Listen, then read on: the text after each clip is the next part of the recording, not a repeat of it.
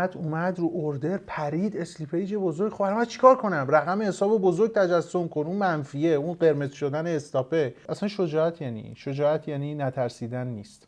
شجاعت یعنی در حین اینکه میترسی کار درست انجام بدی. که آقا مثلا تو میترسی ترید کنی، میترسی ضرر کنی، میترسی فلان بشه، بیا یه بار این کارو بکن. یعنی میگه بیا خودت به خودت ضرر بزن تا ترست بریزه. ترسی که ما توی ترید داریم از این جنس نیست، برای همین با مواجهه حل نمیشه. خب سلام مجدد خدمت همگی. بریم سراغ موضوع امروز، ترس.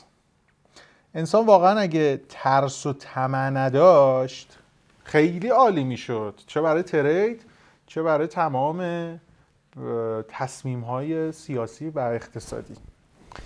خب بیایم اینو صحبت کنیم. ترس از کجا میاد، چه شکلیه، چه جوری درمان میشه؟ چون جلوتر توضیح دادم روانشناسا نسخه اشتباهی برای ما میپیچن، توضیح میدم چرا. خب ما میگیم که انسان ترس و طمع داره، ای کاش نداشت. راستیتش اینه که اون طمعه یه ذره تو بازار کار کنید از بین میره. هرچی که جلوتر میرید طمع از بین میره، ترس بیشتر میشه.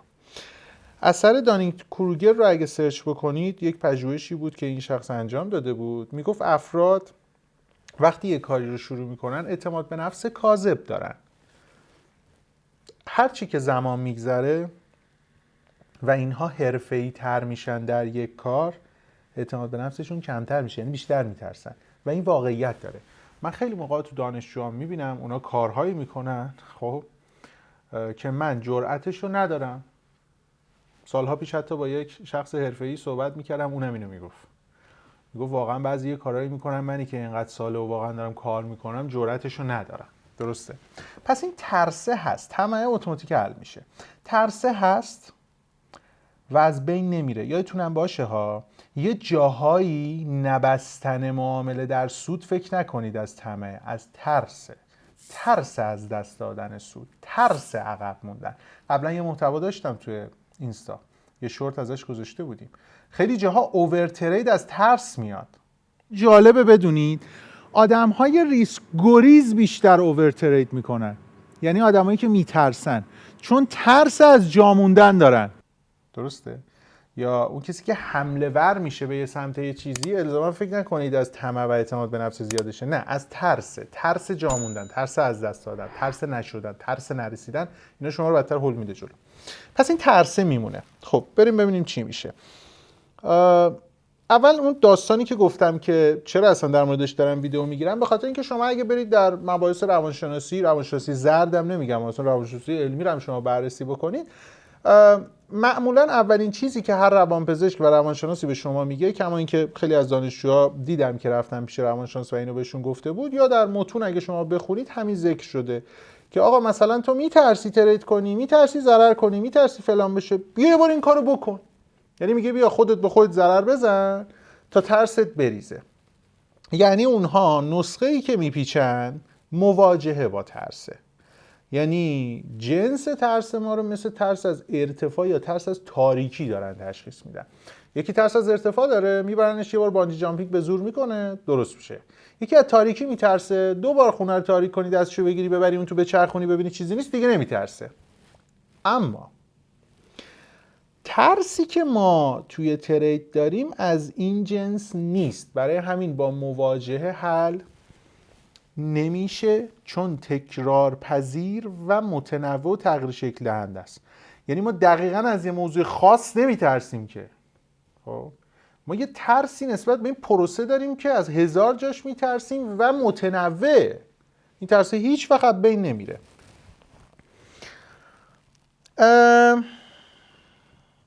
اول بذارید یه چیزی بگم که جنس ترس ما از کجا میاد. باز اگه ما در بحث روانشناسی متون علمیش، نه روانشناسی زرد، عمیق بشیم، ریشه ترس‌های بزرگ انسان خیلی بامزه است. خودم اولین باری که این رو خوندم و متوجه شدم یه ذره برام عجیب بود و حتی یه ذره غیر قابل لمس و درک بود برام. میگفت ریشه ترس‌های انسان ترس از مرگه. خب این چیه داستانش؟ مرگ یعنی نابودی.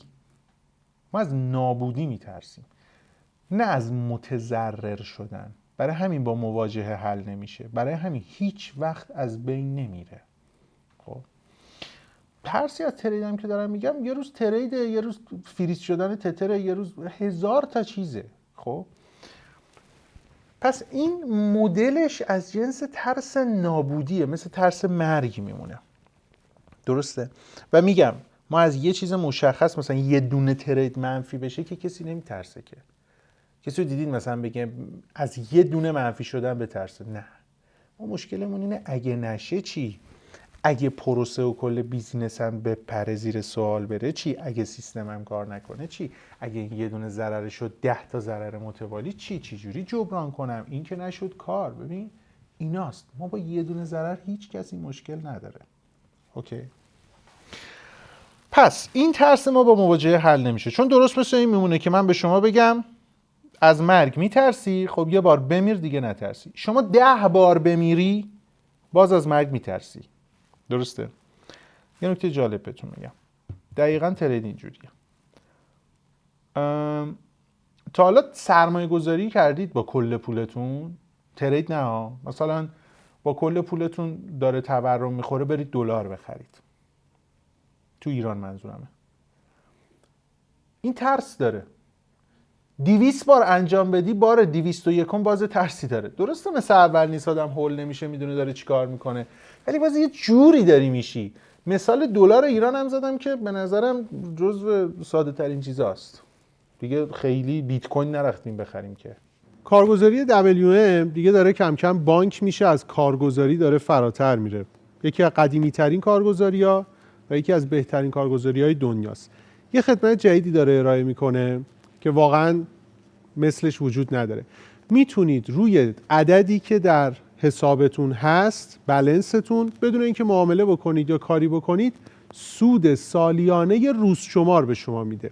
درصد این سود با توجه به لولی که دارید تعیین میشه که میتونید برید توی کابینتون ببینید.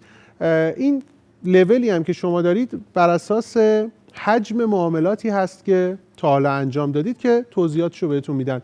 به نظرم خیلی راهکار خوبیه، هم برای موقعی که ما میخوایم دلاری بخریم نگه داریم، میتونیم اینجا نگهداری کنیم که حتی تا سالیانه 2% به ما سود بدن، هم برای اینکه داریم معامله هم میکنیم کنارش یک سودی روی بلنسمون میگیریم. از داخل لینک هایی که داخل کپشن هست ثبت نام بکنید، توی کابین معاملاتیتون گزینش رو میبینید و میتونید فعالش بکنید.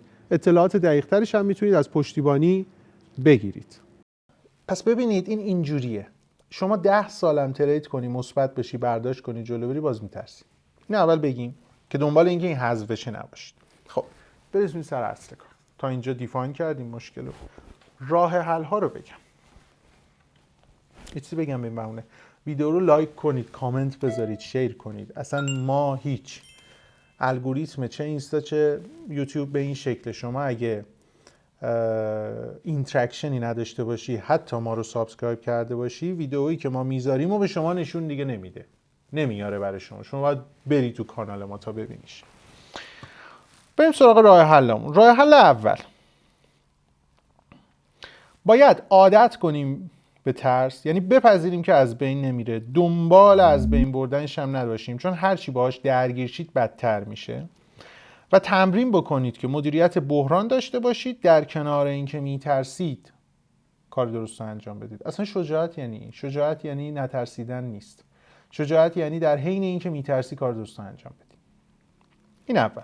راه حل دوم، انقدر روی دمو تمرین بکنید که این ترسه به حد اقلش برسه. نابود که گفتیم نمیشه، به حد اقلش برسه و شما هم بتونی در کنارش یاد بگیری که چگونه همراه با ترس جلو بری. راه حل سوم خیلی مهمه. پلن بی نداشته باشید. ببین روانشناسی زرد یا شاید اون فکر اولیه انسان بگه تو برای هر چیزی جایگزین داشته باش، برای هر چیزی زاپاس داشته باش، برای هر چیزی پلن بی داشته باش. بچه این اتفاقا غلط. داشتن پلن بی و جایگزین در هر موضوعی شما رو ضعیفتر، ترسوتر، وسواسیتر و آستانه تحملتون رو میاره پایینتر. و اصلا این احتمال داره که شما زودتر از یه چیزی ناامید بشید. پلن بی نداشته باشید. داشتن پلن بی لوستون میکنه، نمیرید تو دلش، جلوتر نمیرید. راه حل 4. بچه یه چیزی بگم، این پلن بی میتونه سیستم دیگه باشه، میتونه شغل دیگه باشه، میتونه کار دیگه باشه. چیزی هم که دارم میگم کلیه. خب توی کار دیگه هم بودید باز روند همین بود. این پلن بی ها رو نداشته باشید. راه حل 4.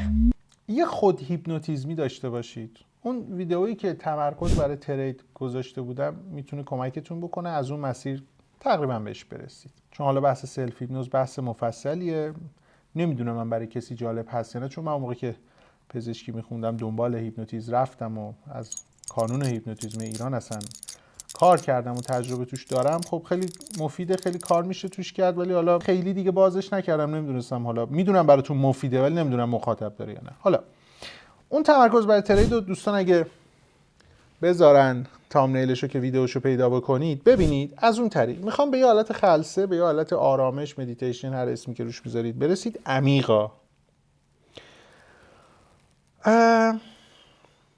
یک چیز رو اول تو اون حالت باید قشنگ تصور کنید، این که اگه من درست و منطقی عمل بکنم، کارم انجام بدم، اتفاق بدی نمیفته.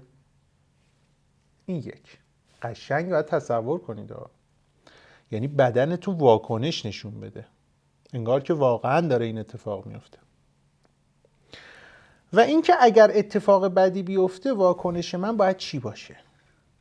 مثلا میترسی یه معاملات اسلیپیج بزرگ بخوره، قشنگ تصور کن قیمت اومد رو اوردر پرید، اسلیپیج بزرگ، خب من چیکار کنم؟ رقم حساب بزرگ تجسم کن، اون منفیه، اون قرمز شدن استاپه، قشنگ اینا رو تصور کن، خب من چیکار کنم؟ درسته؟ پس واکنش من چی باشه؟ دوما ببینید که وقتی واکنش درست نشون میدید مدیریت میشه، حل میشه. و بعد اون ورم ببینید اوکی اینجا بیشتر متضرر شدم، روز بعد رو ببینید. حتی اینکه شب چه جوری خوابیدید رو ببینید، با چه حالی خوابیدید، اومدید بیرون از اتاق کارتون با خانواده‌تون چه جوری داری رفتار میکنید، اینا رو ببینید، تجسم بکنید. بعد ببینید که خب اوکی هفته بعدش مثبت شد، روز بعدش مثبت شد، اینو ببینید. انقدر این کار باید عمیق باشه که وقتی میگم شما این حالت بد و دیدی، ضربان قلبت بالا بره، بدنت بلرزه، حتی حالت بد شه. یعنی چنان حال حسیت بد شه که تا 2 روز حالت بد باشه. این یعنی به اون نقطه سلف هیپنوز رسیدی. چون به این نرسی اون تأثیر روی ضمیر ناخودآگاهتون اتفاق نمیفته. اینم از 4 تا راه حلش. سعی کردم تیتروار و خلاصه بگم ولی منظورم رسوندم. حالا یه ذره فوقش دوباره ببینید، روی جملات هم عمیق بشید، منظورم متوجه بشید. فقط باز در مورد آخری بگم، این خلسه حالا چه برای تمرکز برای ترید، چه برای الان وقتی میفهمیم واقعی و عمیق بوده این هیپنوز، که شما بدنت دقیقاً اون واکنشو بده. اگه داری بدترین حالت سیستم رو تجسم میکنی ولی خوبی نرمالی پاشی دوباره بری دنبال زندگیت، یعنی عمیق نبوده. اون چنان باید بد باشه که اگه شما آدمی هستی که میترسی عرق میکنی، باید عرق بکنی. نمیدونم استرس میگیری، معدت درد میگیره، باید معدت درد بگیره. اینقدر باید عمیق باشه، قشنگ باید تجسمش کنید، مغز باور کنه الان واقعا داره این اتفاق میفته. این هم باعث عادی سازی میشه، هم باعث این میشه که شما سیمپیچی ذهنیتون رو تغییر میدید، چون که دارید مسیر آینده نوروناشو میچینید که من این کارو کردم، اگه واکنشم درست باشه این شکلی میشه و بعدش هم مثبت میشم، جبران میشه. و همین که عادی سازی میشه. همین همش رو عرض کردم. سوال دیگه ای و صحبت دیگه ای ندارم. امیدوارم موفق باشید. فعلا خداحافظ.